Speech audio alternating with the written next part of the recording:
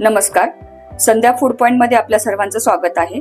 आज आपण महाराष्ट्राचा आवडता नाश्ता म्हणजेच कांदे पोहे बनवणार आहोत आणि त्यासाठी लागणारे साहित्य आहे पोहे, जिरे, मोहरी, हळद, किसलेलं खोबरं, मीठ, साखर, चिरलेला कांदा, शेंगदाणे, हिरवी मिरची, कढीपत्ता, कोथिंबीर, लिंबू आणि तळून घेतलेले पोहे आणि पोहे करण्यासाठी लागणारं तेल।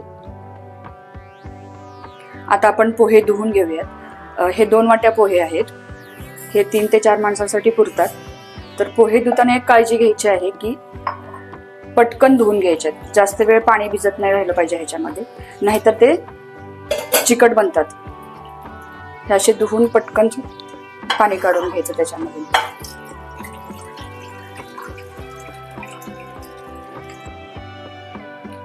हे पोहे 2 वेळा स्वच्छ पाण्याने धुवून घेतलेले आहेत आणि सर्व पाणी काढलेलं आहे।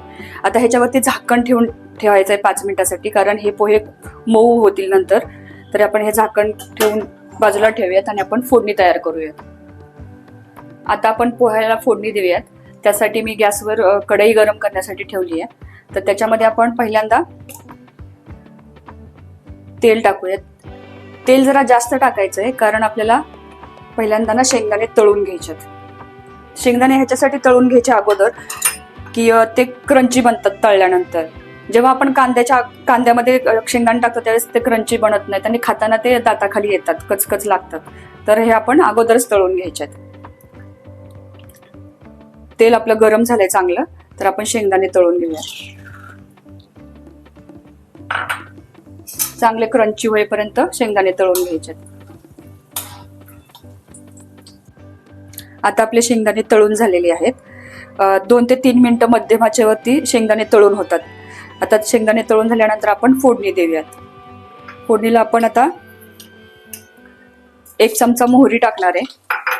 मोहरी तडतडली चांगली की 1 चमचा जिरे, कढीपत्ता, 3 ते 4 हिरव्या मिरच्या बारीक चिरलेल्या आहेत। त्या अशा थोड्या भाजल्या की त्याच्यामध्ये नंतर आपल्याला कांदा टाकायचा आहे। आता आपण ह्याच्यामध्ये कांदा टाकूया। कांदा 2 मोठे कांदे मी चिरून घेतलेले आहेत। पोह्यांसाठी कांदा जास्त चांगला असतो। कांदा लाल होईपर्यंत परतायचा आहे चांगला।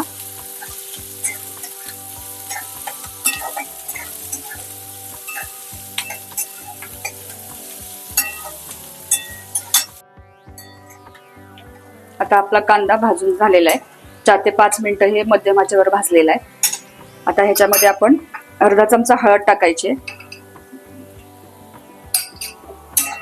हळद टाकल्यानंतर आपल्याला ह्याच्यामध्ये भिजवलेले पोहे जे आपण झाकून ठेवले होते ना, ते भिजवलेले पोहे ह्याच्यामध्ये टाकायचे।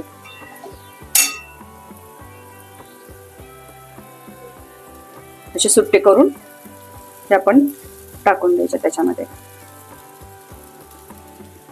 आणि हलक्या हाताने हलवायचं। ह्याला जास्त असं हलवत राहाल तर मग ते चिकट होतात आणि पोह्यांना सगळीकडून हळद व्यवस्थित लागली पाहिजे। जास्त हलवत गेला तर मग ते चिकट होतात।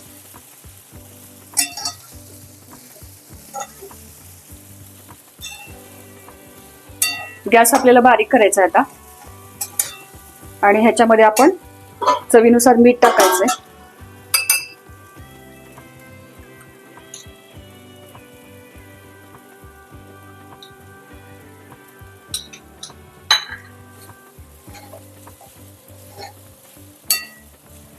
आता मीठ टाकून थोडंसं हलवलेलं आहे। थोडीशी कोथिंबीर टाकायची आता आणि 1 ते 2 मिनिटांसाठी ना फक्त झाकून ठेवायचे थोडेसे बारीक गॅस करून।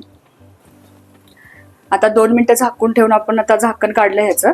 आता बघा मऊ कसे लुसलुशीत झालेले आहेत पोहे। आता ह्याच्यामध्ये शेवटी आता 2 मिनिटं झाकण ठेवलं होतं ते काढलंय आता आणि आपण ह्याच्यामध्ये शेंगदाणे टाकूयात तळलेले। शेंगदाणे टाकलेत, आता आपण त्याच्यामध्ये अर्धा चमचा साखर टाकायची। अशा पद्धतीने आपले लज्जतदार खमंग पोहे तयार झालेले आहेत। आपण आता गॅस बंद करूया।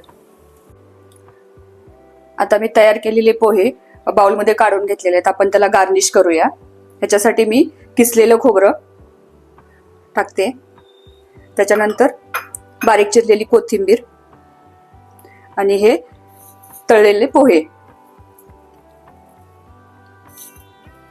बस आपले पोहे तयार झाले आता खाण्यासाठी.